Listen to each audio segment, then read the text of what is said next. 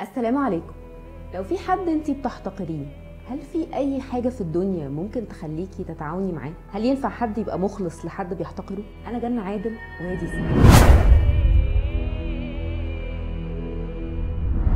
الحلقات اللي فاتت ماري مون بطل رواية نجيب محفوظ العائش في الحقيقة كان بدأ رحلته في التدوير على حقيقة اللي حصل في مصر أيام إخناتون. لحد دلوقتي هو قابل شخصيتين كبار كان ليهم علاقة قوية بإخناتون وآرائهم فيه كانت متناقضة تماما. طبعا لو لسه ما شفتوش الحلقات اللي فاتت شوفوها. النهارده بقى ماري مون بيدخل قصر تاني له صاحب تاني وله رأي تاني في الموضوع. في التراث بتاع القصر بيستقبلوا حور محب. يطلع مين حور محب ده؟ في الرواية المفروض انه كان قائد الحرس في عصر إخناتون وفي عصر ابوه امنحتب الثالث من قبله. بره الروايه بقى ليه حوار تاني ممكن نحكيه في سحله تانيه. مش طويل قوي حور محب، بس جسمه قوي متين، واضح ان فيه عضلات ولياقه وبتاع، وملامحه فيها قوه وجديه كده وصرامه. عيله حور محب اساسا من منف، اسره عاديه جدا من الطبقه المتوسطه، فيها دكاتره وفيها كهنه وفيها ضباط. لكن اول دخولهم البلاط الفرعوني، عيط الياسمين يا لالي، وحشه قوي قوي.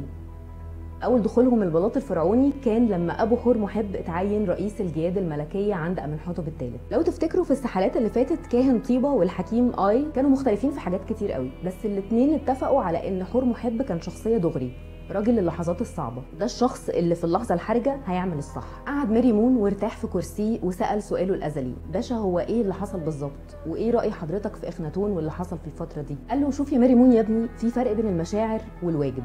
انا راجل عسكري ماليش في موضوع المشاعر ده، انا بتاع الواجب. انا اعرف امنحتب الرابع من واحنا عيال صغيره، كبني ادم ما يدخلش ذمتي بمليم. لكن الواجب بيقول ايه؟ بيقول ان ولي عهد مصر ليه احترامه، والاخلاص لمصر يساوي الاخلاص لفرعون مصر. واجبي كان اني احترمه وابقى مخلص ليه، لكن من جوايا كنت بحتقر شكله البناتي وجسمه البناتي وطبعه الهادي الخجول.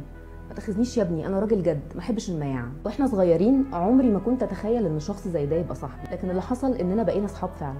ازاي؟ انا نفسي لحد دلوقتي مش فاهم. ما كانش في بينا اي حاجه مشتركه، عكس بعض تماما. وقت التدريبات العسكريه كان يشوفني بالزي العسكري شايل سيفي، يقول لي: هو ينفع برضه ولاد الناس ولاد الاصول يتعلموا القتل زي المجرمين؟ اقول له: جدك تحتمس الثالث كان محارب عظيم زمانه بيتقلب في تربتهم اللي بتقوله ده. يقول لي: جد انا كان عظيم؟ ده كان سفاح، بنى العظمه بتاعته دي باهرامات من جثث المساكين. بص على صوره على الجدران وهو بيسوق الاسرى زي الغنم عشان يتقدموا قرابين لامون. جد دموي واله دموي، حتى الصيد ما كانش ليه فيه. كتير كنت اعزمه يطلع يصطاد معايا، دي اصلا رياضتي المفضله. يقول لي: يا حور محب، قلب الوجود بيدق بالحب لكل ما في الوجود، ما تلوثوش بحاجه دمويه زي الصيد. بعدها لما كبرنا شويه حصل قلق في اجزاء بعيده من الامبراطوريه، وابوه امنحتب الثالث بعتني علشان ادب المتمردين والعصاه، ورجعت ومعايا الاسرى والغنايم واتكرمت، والملك شكرني بنفسه، والامير جه عشان يقول لي الحمد لله على السلامه.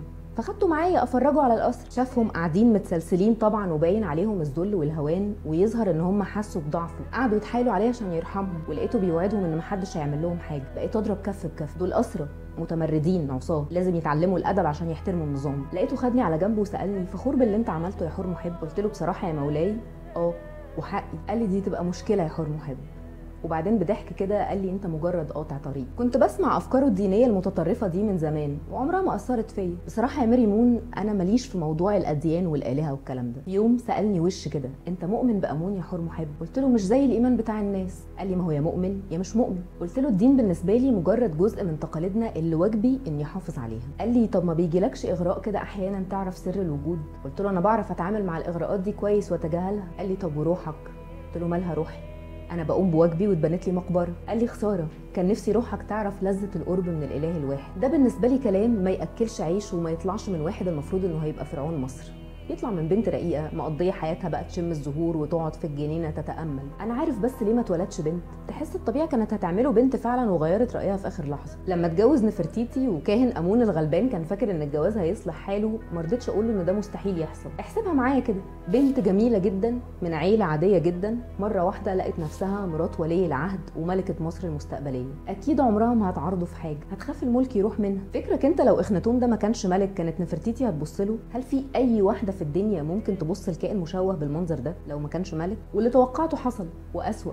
نفرتيتي كانت مؤمنه بيه فعلا. لما رجعوا من اول جوله زاروا فيها الاقاليم وعرفت باللي هو عمله وهيبه الفرعون اللي مرمطها هو وهي، كانت اول مره اتمنى اقتله بايديا، مش عشان بكرهه اطلاقا، عشان ده شخص هيخرب الدنيا. بعدها لما ابوه مات وورث الحكم استدعاني وقالها لي بصراحه لو عايز تتعاون معايا لازم تعلن ايمانك بالاله الواحد. فانا كمان قلتها له بصراحه، انت عارف موقفي من الاديان من الاول، انا راجل بتاع واجب، فانا هعلن ايماني علشان تسيبني اقوم بواجبي في خدمه العرش والوطن. وهو تفهم، قال لي انا مكتفي بده دلوقتي لحد ما الايمان الحقيقي يدخل قلبك.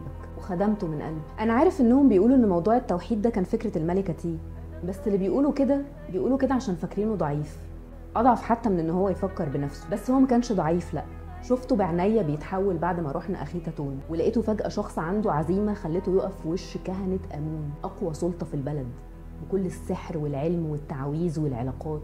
نفرتيتي كمان بهرتني زي ما تكون مخلوقه عشان تبقى ملكه، فكرتني بالملكه الام وبحتشبسوت من قبلها، سابته هو يتفرغ للدين والدعوه ودورت هي البلد. ما خبيش عليك، في ايامنا الاولى في اخيتاتون جت عليا لحظات حسيت ان الواد ده هيعملها ولا ايه، هيهد الدنيا فعلا ويعمل دنيا جديده على مزاجه. لكن الدنيا ابتدت تبوظ جوه وبره، ولما نصحته يعلن حريه الاديان رفض. بعدها الملكه تي جت اخيتاتون وقابلتني، قالتها لي بصراحه الكهنه ناويين يغتالوه، هتحميه ولا هتتخلى عنه؟ وعدتها ان انا احميه لحد النهايه، وحافظت على وعدي. كنت عارف ان الشيء الوحيد اللي ممكن ينقذه هو اني اتخلى عنه واسيبه لوحده. لما جالي كاهن امون بعد الملكه تي ما ماتت بحسرتها في طيبه، قال لي يا حور محب انت راجل بتاع واجب، اعمل اللي يرضي ضميرك. احترمته انه ما حاولش ينتقم او يغتاله او يعلن الحرب الاهليه، لحد اخر لحظه كان بيحاول يحل الدنيا بالتفاهم. بعدها رحنا نعرض عليه يا اما يتخلى عن العرش يا اما يتخلى عن الدين الجديد بتاعه. اليوم ده كان تقيل قوي على قلبي يا ماري مون، حسيت ان انا بتخلى عن الراجل اللي قضيت عمري كله في خدمته. بس الجنان ده كان لازم ينتهي قبل ما الدنيا تتهد فوق دماغنا. لما عين سمنخ رع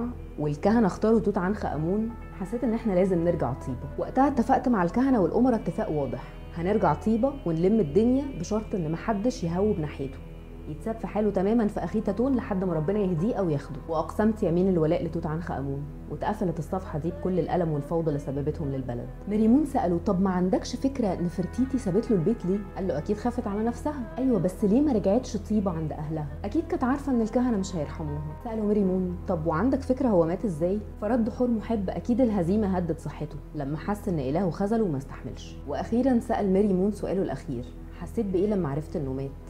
فحور محب قال له انا ما عنديش حاجه تانية اقولها. لملم ميريمون البرديتين اللي معاه وسلم على القائد القوي وخد منه برديايه كمان هنعرف حكايتها في اخر سحله، وساب قصر حور محب وطلع على مرسى المراكب في طيبه. هناك هيأجر مركب لجزيره صغيره قريبه من طيبه عايش فيها الشخص اللي هيشوفه السحله الجايه. هنسيب ميريمون يركب المركب ونرجع لحور محب والسؤال اللي ابتدينا بيه السحله. دلوقتي واضح من كلام شخصيه حور محب في الروايه ان موقفه من اخناتون كان متناقض جدا. جزء منه كان بيحتقره والراجل بيقول ده بوضوح يعني، وانه جت عليه لحظات كان بيتمنى يقتله بايده، وجزء تاني كان شايف ان المشاعر الشخصيه حاجه والواجب والاصول حاجه تانية، وان اخناتون مش مجرد شخص، اخناتون تجسيد لفكره اكبر واهم اسمها فرعون مصر، واجبه يحمي الفكره دي حتى لو اللي بيجسدها بالنسبه له شخص مهزأ. بس هل الكلام ده معقول؟ هل في شخص يعرف يتجاهل مشاعره تماما باسم الواجب؟ وهل ده كده يبقى شخص قوي ودغري ولا شخص منافق جدا؟ ولا حور محب اصلا كان بيحور على ميريمون وما قالوش الحقيقه اللي هو دايخ عليها؟ انتوا شايفين ايه؟ قولوا لي في الكومنتس.